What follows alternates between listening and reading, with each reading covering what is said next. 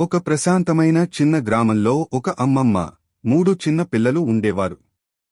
ప్రతి ఉదయం వారు ఇంటి తలుపులపై కాచిన ఆకుపచ్చ, మామిడి ఆకులతో చేసిన తోరణాలు చూసేవారు. ఒకరోజు పిల్లలు అడిగారు, అమ్మమ్మ, ఎందుకు ప్రతి ఇంటి తలుపుపై మామిడి ఆకులు కడతారు? అమ్మమ్మ నవ్వింది.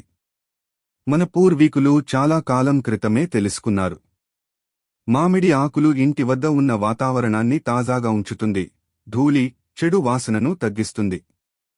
సైకిల్, ఎద్దు బండ్లు, ఆటోలు దూసుకెళ్తే వచ్చే ధూళిని ఈ ఆకులు కొంతంత ఫిల్టర్ చేస్తాయి.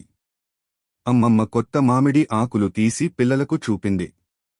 ఆ సహజమైన వాసన పిల్లలను ఎంతో ఆనందపరిచింది.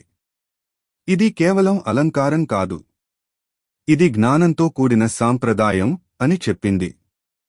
పండుగల రోజుల్లో ప్రతి ఇంటి తలుపుపై కొత్త ఆకులతో తోరణం కడతారు. ఇది సానుకూల శక్తి, సంతోషం, స్వచ్ఛతను ఇంటికి ఆహ్వానించే సంకేతం. తర్వాత రోజు అమ్మమ్మతో పిల్లలు గ్రామ బావి దగ్గర ఉన్న మామిడి చెట్టు నుంచి ఆకులు తెచ్చి ఇంటి తలుపుకి కొత్త తోరణం కట్టారు. అమ్మమ్మ చెప్పింది, సాంస్కృతిక విలువ